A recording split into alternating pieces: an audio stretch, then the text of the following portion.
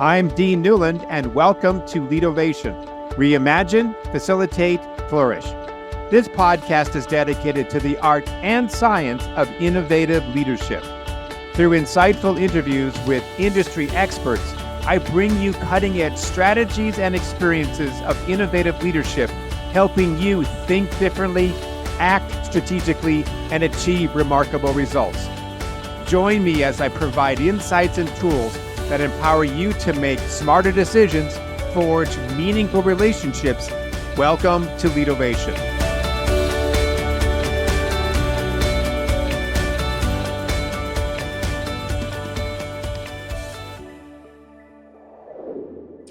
I think we've all been pretty socialized into the concept of what is a blind spot. It's that area in your life that you just do not understand, but others can. It's a paradigm that might keep you hidden from some sort of a truth or reality about something. And leaders go through 360s and try to uncover those blind spots so that they are more effective at what they do in leading people and being able to get better results.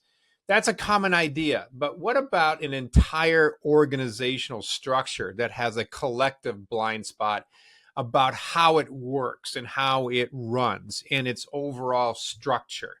And my next guest on the Leadovation podcast is really an expert in this idea about bringing to light this unconscious, hidden assumption and paradigm about how we run our businesses in a way that actually isn't aligned with the best ways in which we should be approaching human development and getting results. That this particular paradigm around how we run our businesses is probably at least 100 years old, based on a mechanized sort of conveyor belt, Henry Ford producing cars type of environment, where people were now working in machine shops and producing things and being able to be highly mechanized and even extensions of machines. And we're still working from that same sort of perspective around efficiency and productivity that is missing some huge opportunities when it comes to the overall experience for our employees and our leaders, but the impact that we make. And so that's what this next conversation is about. I found it to be fascinating. My guest is named Norman Wolfe, and he is the founder and CEO of Quantum Leaders, Inc., a strategy execution consulting company dedicated to transforming the core paradigm of business. A recognized expert in leadership and organizational performance, Norman is the author of The Living Organization: Transforming Business to Create Extraordinary Results. With a career spanning roles as CEO, corporate director, and advisor, he has guided numerous companies through major transitions, driving substantial growth and market expansion. Norman's passion is to unleash the human spirit in business, helping organizations evolve to dynamic, creative living systems. Norman Wolfe on the Leadovation podcast. Yeah, well, Norman, it's nice to have you on the show today. It's a real pleasure. And as I was thinking about this interview, there's been certainly, at least in my world, this metaphor of making an organization into the context of like a human being, or into a context that it's sort of a macrocosm of the team or macrocosm of the individual, that these are almost like living entities, like a tree is a living entity, you know. And I've got a friend of mine who works over at ASU who really gets into this even more in detail, where she's talking about the different chakras, if you will, of a body, and how those chakras have metaphoric connections to the way in which organizations work. And she's writing a book on it. In fact, we just awarded her our annual leadership award. And so I can't wait to hear her thoughts on this. But you also have the same sort of metaphoric idea that organizations are living systems. And so tell me more about your perspective, how you came to that awareness, and then we'll eventually get into, you know, what do we do to be able to tap into some of this skill and background that you have? Yeah, I'm happy to, and thank you, Dean, for having me on the show. It's a real pleasure. So I have been consulting. Well, my corporate career was Hewlett Packard. I left them from '73 to '88, and I left them in '88, and I started consulting with organizations. The first part of my consulting career I call opportunistic. I did a lot of things. Basically, I meet somebody, they had a problem. I thought I can help them. They thought I can help them. So sales training, because I spent years at HP sales region, process re-engineering or quality improvement or whatever you want to call it, because I had a lot of experience in that. Over the years, I got more and more involved in what you might call working with CEOs on helping their organizations more effectively execute their strategy. Right? When I talk about executing strategy, I talk about going from point A to point B. From our current state, this is what we've done. This is what's made us successful. We're being really efficient at it, and but now we have to do something different. We have to be a different kind of organization in the future, or we have to achieve a new market introduction or new product introduction. All of that requires a different way of operating to some degree. And that's what I used to do with organizations for the last, I don't know, well, from the late '80s or mid '90s to around 2002, which is when I started to really focus on this notion of executing strategy. And as I began to focus on it, I began to realize that the statistics for organizations' success in executing strategy was pretty low. And I think it's 70% of strategies fail to achieve their objectives. Um, that's the bad news. The good news is the 30% of companies that are successful. And I had a lot of success in my career at HP and also working with clients. So I began to look at why is this the case. I began to look at how um, how can that happen when all of the information we have from academia, from consultants, from CEOs have given us a rich body of knowledge on how to operate differently, from going back to the '70s with Tom Peters' book In Search of Excellence, through Frederick Laloux's book on reinventing organizations. And I mean, there's a wealth of knowledge out there. So why isn't any of that making a difference? That's where, back in the '70s and '80s, I was introduced to the concept of a paradigm, a worldview, a way we see the world. What I realized, to put it succinctly, is that we are operating under a paradigm that was created in the 1900s by two people who were mechanical engineers. So we created our understanding of an organization and how to run it as a machine. You're talking about Winslow Taylor? Frederick Taylor Frederick Taylor? Yeah. and the other gentleman, and he designed the process improvement part of it, right? He said he was a process engineer, and everything was about efficiency and all of that work. Henri Fayol, a Frenchman, wrote a book. Something translates from French into English around administration of organizations, and he provided the notion of specialization and hierarchy. But it weren't those, just to take a quick pause on that, because I want to get back to your idea around this living system notion. But you bring up an interesting idea about this paradigm that we are maybe still in. What it sounds like what you're saying is we're still operating on a paradigm that was developed 100 years ago, Yeah. back when work was very different. We were coming out of the Industrial Revolution. We were taking people off the farms and bringing them into the big cities and creating these large manufacturing plants. So it was all about efficiency, all about metrics, and it worked. The Ford plants that were, Ford was famous not just for building the car, but the way in which he mechanized the process for building cars. So your point is, tell me if I'm right, Norman, that we're still in this sort of paradigm around how we do work, and it might be, I'm putting words in your mouth, a bit outdated. Those are wonderful words. You can put them in my mouth anytime, All anywhere. right, that's good. But you hit the nail on the head. That's exactly right. And the thing to understand about a paradigm is it becomes very unconscious. We don't even know we're thinking the way we're thinking. It's just the way we operate, right? It's the rules of the game.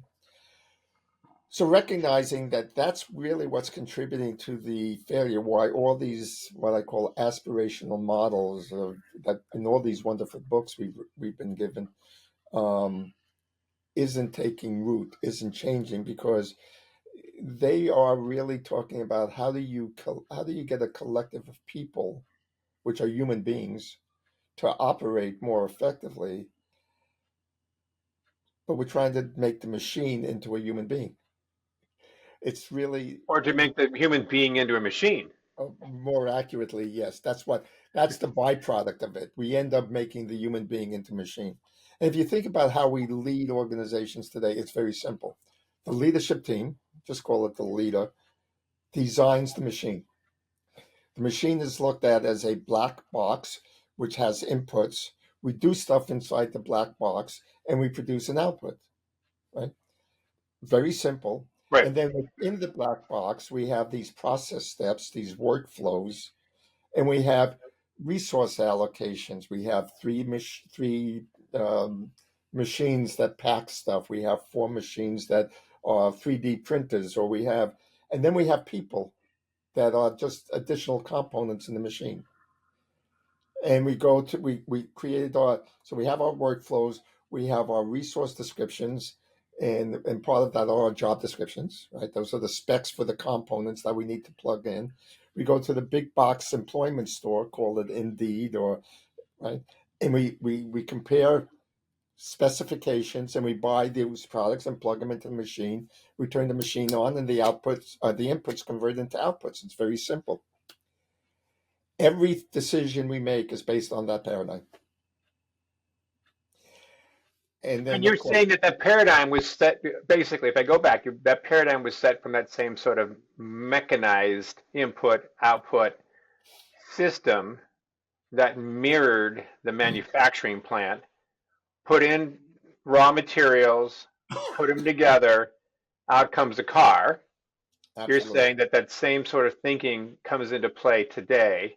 And I wouldn't disagree with you, but have we not seen some changes in the way in which we lead people, create organizational structure that has been as a result of external factors? Say, for example, in the 60s, one of the big changes that took place was the advent of the computer, and people became knowledge workers versus putting widgets together. Did that not change the way in which we view or the paradigm around our systems and processes for companies and leadership? Yes, as we have evolved, we continually evolved our understanding of what the challenges are we're dealing with. Yet we still try to force the solutions to them through the paradigm of trying to treat it like a machine. So So even we so even understand. Take for example the latest disruption, the pandemic and the desire to have remote workers. sure. Right? Okay. That lasted for a little while because we had to, but now watch how everybody's trying to bring them back into the workplace, put them inside the box of the machine, and so we can manage it the way we know how to manage it. That's just an example. So, yes, computers came about that changed us to a knowledge worker, which only added to the difficulty because knowledge workers don't operate like machine operators. But we try to treat knowledge workers like they were machine operators. Our human resource processes, I mean, everything, all the systems that we think about, the structure, or what I call the scaffolding, is still based on the machine paradigm. So let's just for just a second, hang on a second. You got me thinking now, Norman. Uh-oh. And it's not just my afternoon cup of coffee that kicked in. My question is, so I like your thoughts. It's making some sense, but I want to go a little deeper here before we get into this whole idea about a living organism type metaphor for a organization.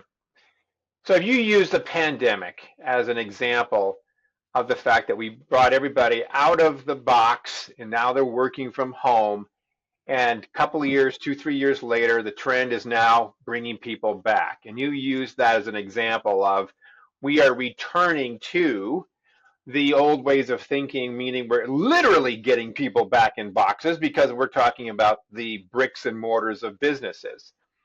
Well, I agree with you on that, but there's also, I think, the the learning that took place that when we have people living remotely, just using your one example, right, is that we lost something in the process. We lost a certain amount of culture, the serendipitous conversation, the meaningful discourse between people. Loneliness and isolation seemed to be a new factor.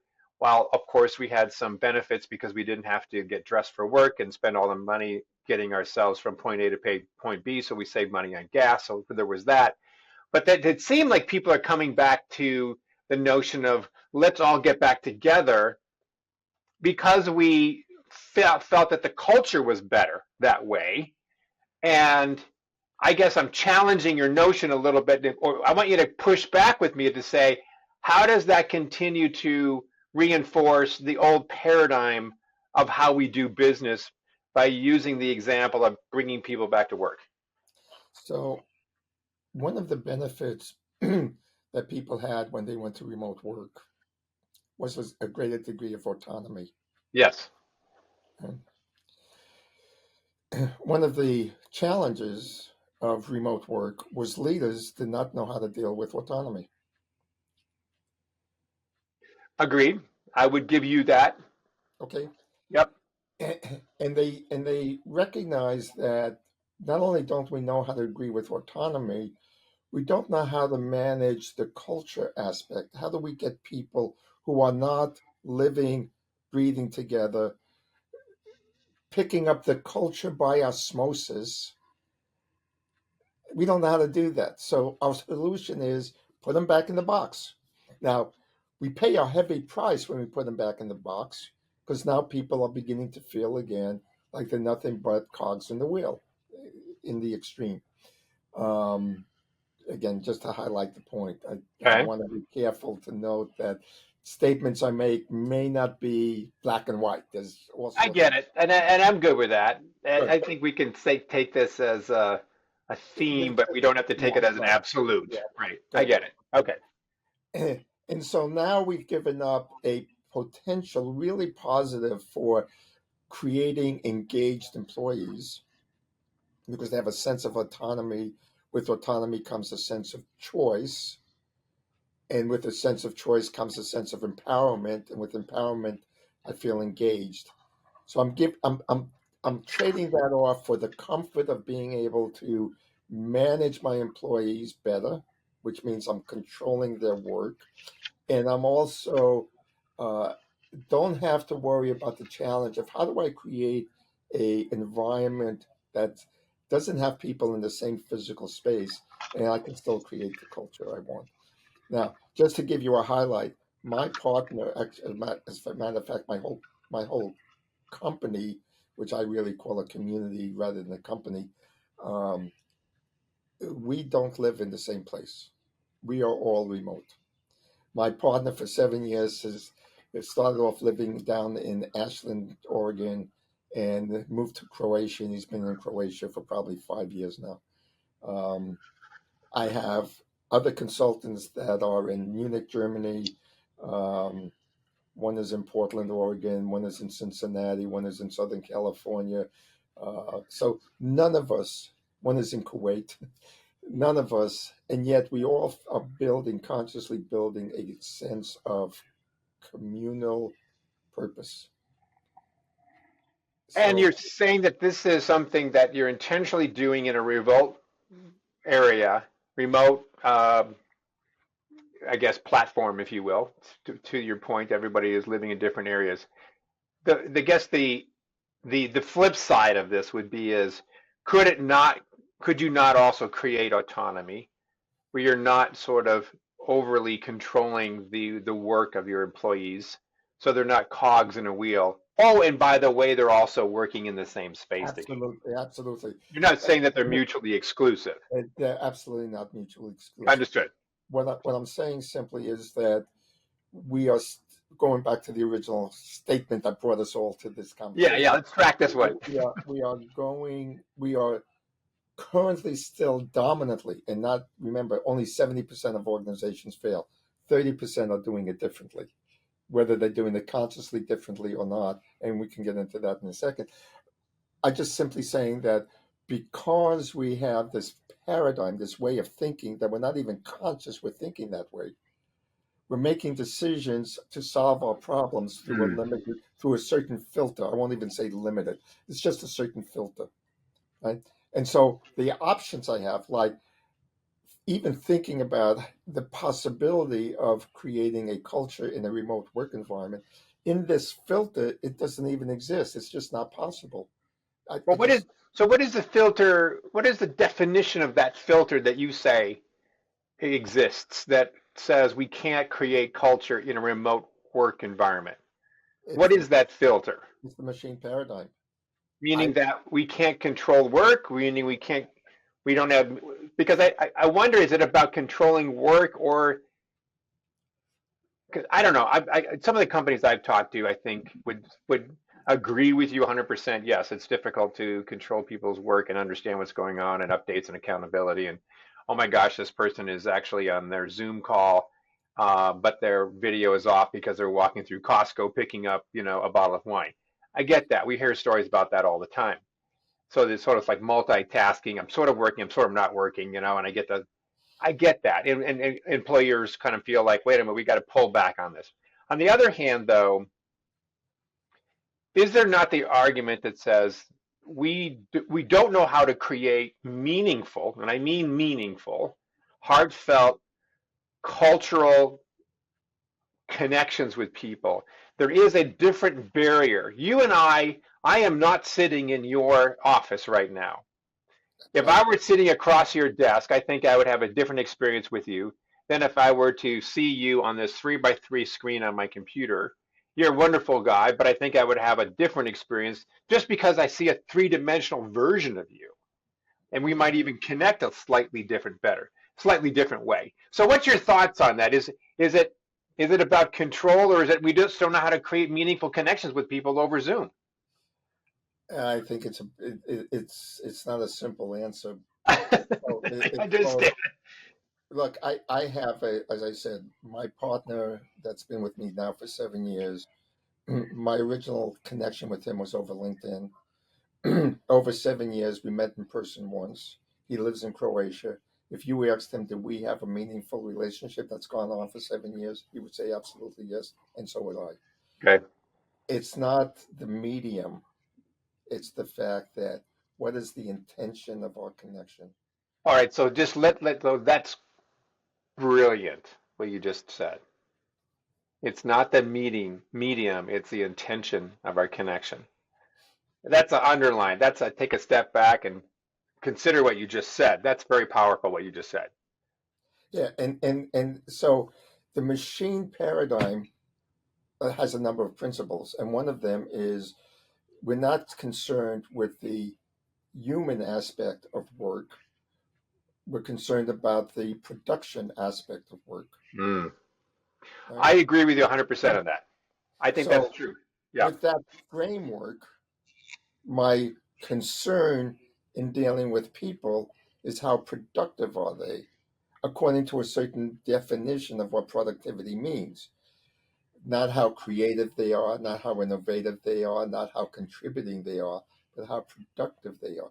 Very different ways of thinking about the what my role as leader is, what my role of leading an organization is.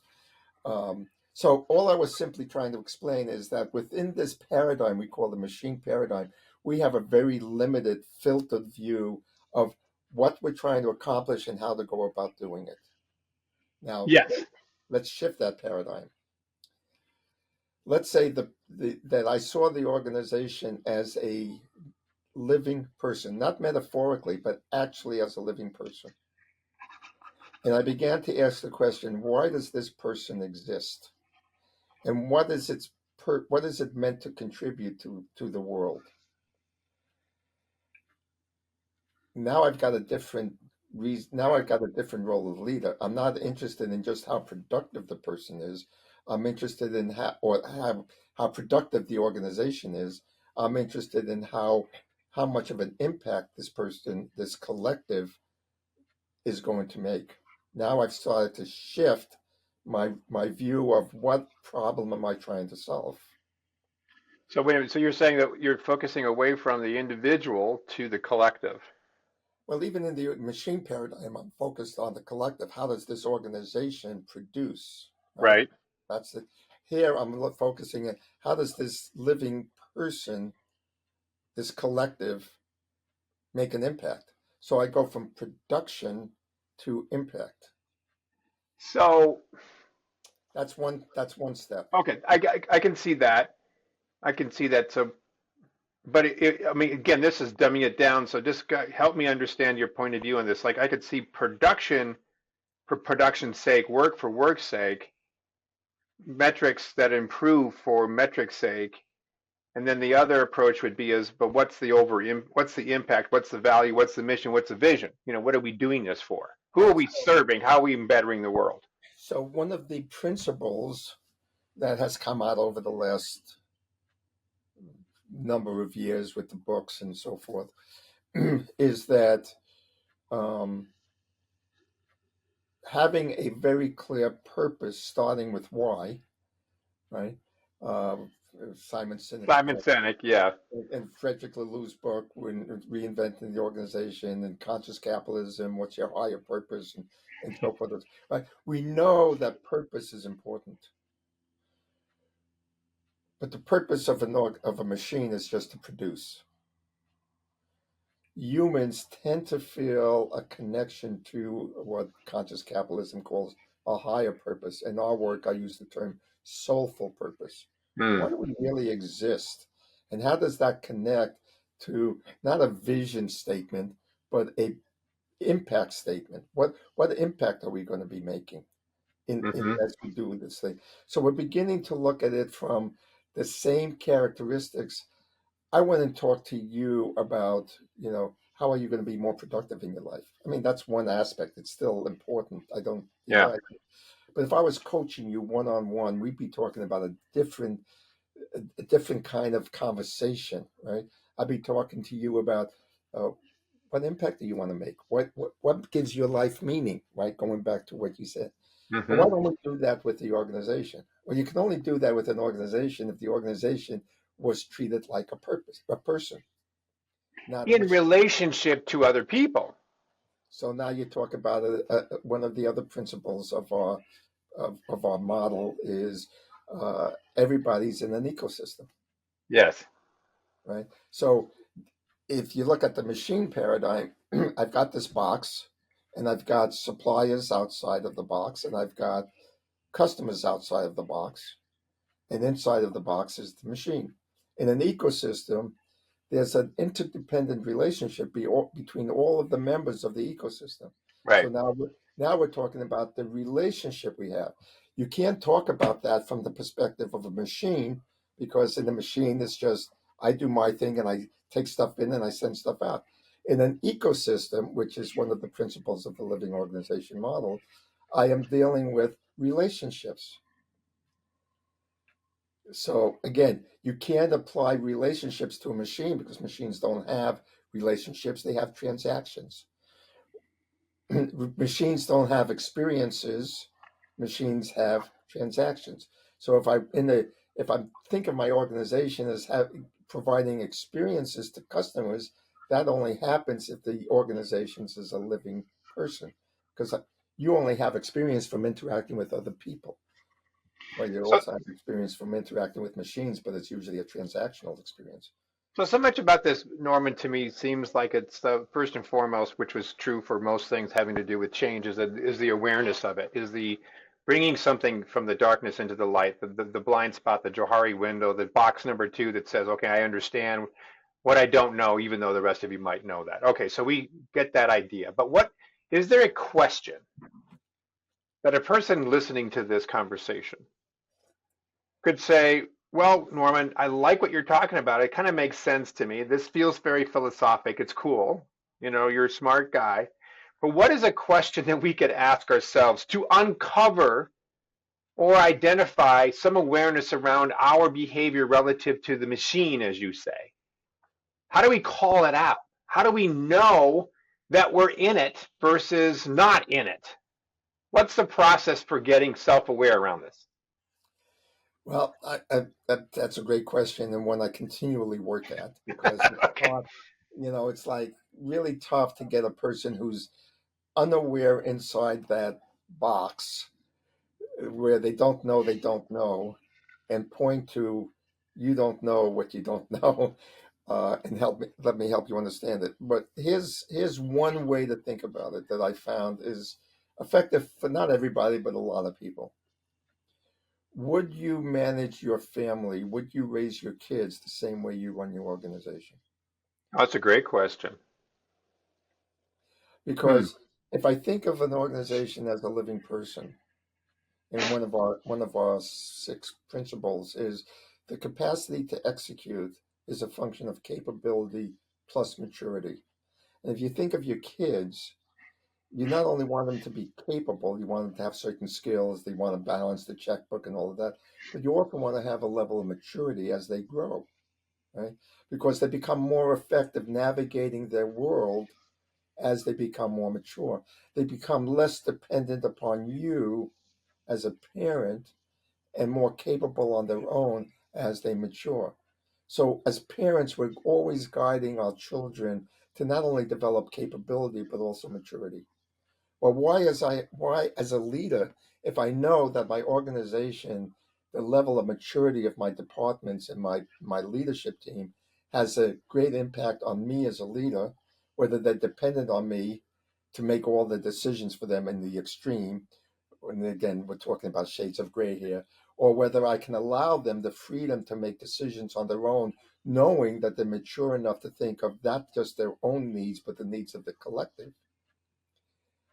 Now I have, as a leader slash as a parent, I feel like my kids are growing up and I can trust them and I can give them more and more responsibility. So why as a leader am I only concerned about the development of the skills of the people and not the maturity? Now, if I was a parent, I would be asking, how do I develop my kids? Right? As a leader, I should be asking the same question metaphorically, not because they're not And kids. are you saying that's not happening? Whereas people are trying to, within companies, using your analogy, grow the maturity of their people, through things like I'm going to need to delegate more. I need to let go more. I got a 360 and I noticed that I have a tendency towards micromanagement. So I take that information and hopefully through some self-awareness, maybe a little bit of coaching, I can start to trust my people and treat them more like I would maybe a parent might, in terms of letting them mature and grow over time. Is your perspective we're not doing that enough? We're not. We know we should be, but how many leaders do you talk to say, why can't my people make decisions on their own? Why do they depend on me so much? Well, it's a self-fulfilling prophecy because they don't let go, and there's a variety of reasons for that. I totally understand what you're talking about, and I do also on another side of this equation that you were talking about, Norman. I was just talking to somebody about this today. We're talking about things having to do with purpose and what they wanted to be doing, and all they could continue to think about was the next job, the next position, the next cog of the wheel in this particular paradigm by which you just described. So I get it. I understand what you're talking about. What other things can people do as they listen to you about? I mean, this is wonderful esoteric stuff. I love it. I could go off on this all day. How do we operationalize some of this, man? What's the? And I don't mean to put in a mechanized machine type solution to drawing out your answer, but it feels like that's what I'm doing. Well, But yeah. maybe it's So the wrong question. no, it's a great question. In fact, I spent well over almost 2 decades now of trying to answer that question, and we've come up with. So I've ended up building a call it the living organization system, right? Yes. And it has three major parts. One is the framework. So understanding the core principles of what it means to think of an organization as a person, a collective of people as a single person, and and even to the point of let's test that. Let's see if that's really true. So that's the first part, right? When you're shifting somebody's paradigm, you got to give them a framework of what the new paradigm looks like, and do a little bit of compare and contrast, which is what we've been doing in this conversation.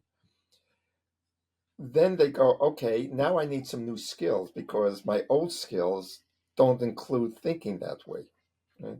So you need some new skills, some new leadership skills, which has to do with um, uh, uh, being able to tune into, let's just say, simply put, the underlying emotions or the underlying context that are driving the organization, right? What is the underlying context? In our framework, context is the basic rules that drive the behaviors that drive the outcomes, right? And so we know from just common knowledge that doing the same behaviors over and over again and expecting a different outcome is insanity. But if behaviors are defined or driven by context, and to give you an understanding of what I mean by that, um, think about all the time something you approach an event, you somebody comes up to you and says something, you respond to that event without even thinking about it. Unconsciously, yes. Well, what's driving you to respond the way you do? Because I may not respond the exact same way you do. What causes you to respond to that is what we call your context. It's the underlying beliefs, experiences, narratives you live by that cause you to respond that way. Well, if your behaviors are 90% unconscious responses to events, if an event happens, I don't care what the new strategy is as far as outcome. If an event happens, you're going to respond to it like you always have, Right. unless we begin to consciously change your context, You're agreed, 100%. right? So, one of the skills we have to teach you as a leader is how do you consciously change context, which means we have to teach you how to read context, know context, and all of that, right? Hmm. So, that's part of the new skills we have developed some programs around. Um, how to develop your people differently, right? Because you're now looking at them as a whole human being, not just as a component part of a machine. So I'm interested in your level of maturity development. I'm interested in your level of responsibility, your ability to deal with complex, your ability to deal with relationships. Yes, we have EQ and a lot. Understand that in the living organization framework, one way to understand it is take all these new principles we've had over the last 2 decades and put them on a foundation that actually supports them being implemented rather than being on a platform of a machine paradigm that doesn't relate to it. Purpose doesn't exist on a machine. EQ doesn't exist on a machine. So we have to change the fundamental platform or the paradigm so that these principles can be actually taken advantage of. And that's what we've done with the living organization model. So, with your team, your community, you call it a community versus a company. There's a I principle love the way you behind that. describe that. And your community, which is this living organism, what's its soul's purpose? Using the phrase you used before. What are you So, all about trying to do? so the sole for purpose, the way we define it is simply um, For we your rec- for your group. for the community. Yep, Yeah. is that we recognize that the ability to achieve success as a company is stuck in a paradigm that is actually currently, while it worked 100 years ago, is no longer successful. So we're out to transform the environment such that it creates better results and simultaneously supports and enhances the dignity of the human spirit to release its creative potential. Hmm. I like it. I like it. Well, so then, I mean, how do then people learn more about you, your community's work? I think you said you've got a book out. Talk about that a little bit. Talk about your programs. I mean, if I was listening to this and I go, "That's this guy has something that I want to learn more about, or I want to So access him, how do I do that? Oh, well, we got a little visual aid. there you go. Those of you who are not just So the listening book is but called seeing. the book is called The Living Organization. Currently, the best way to find out about me is through the website quantumleaders.com. My email address is nwolf@quantumleaders.com. In about 2-3 months, we're going to launch a new website called thelivingorganization.com, Hmm. which will be more about all of the work of the community as a whole, not just the work I've been doing over the last decade or two. The quantum leaders will still be in existence as just be a subset, like they were the other community members, to the community, which is the living organization. We are probably in January going to have a 1-day workshop, very inexpensive, something like $700 or something like right around there, five to $700, where you can actually walk through the 3 key areas. So we look at new way of seeing, which is the framework and the principles, a new way of leading, which is the skills associated with that, and a new way of creating results, which are the tools we've developed that allow you to apply the principles to creating outcomes more effectively. New way of seeing, new way of leading, new way of creating results. So bear with me; it's all coming. There's a lot of new stuff coming out. I'm also working with my wife on the second book. The Living Organization Leader would be the next book. Hmm. And the workshop I mentioned in January will be called The Living Organization Leader, or Introduction to the Living Organization Leader. So yeah, lots of things on the horizon. It's pretty exciting for us. Um, That sounds great. Well, maybe we should connect maybe next spring or sometime and get an update on how all these things that you're launching and these new programs and these 1-day workshops, how you are feeling about all this and your insights after you've had a chance to dive in the pool of all this. This sounds really exciting. well, thank you, Dean. Yeah, I'd love to. I would definitely Yeah. enjoy giving you an update and exploring things even deeper. Well, I love this. This has been really fascinating, I think about this sort of stuff, as well. This microcosm of the whole and the thinking about organizations as living organisms, I think is, from a systems perspective of being able to pattern recognize things. A lot of the things you talk about really resonated, but I really appreciate your insights and your thoughts on this topic. I'd love to, and I'd love to continue talking with you. I'm currently onboarding 2 new consultants, and in January, I'm going to hold my next onboarding session, and I'd love to have you explore the possibilities. Well, let's look into that. Yeah. Sounds good. Thank you. Thank you, Dean. Thank you for listening to Leadervation with Dean Newland. If you enjoyed the show, please subscribe, rate, and review on Apple Podcasts, Spotify, or wherever you get your podcasts. If you'd like to learn more about Dean or Mission Facilitators Leadership, go to mfileadership.com. That's mfileadership.com, or check the show notes. Reimagine, facilitate, flourish. Transform your leadership success with Leadervation.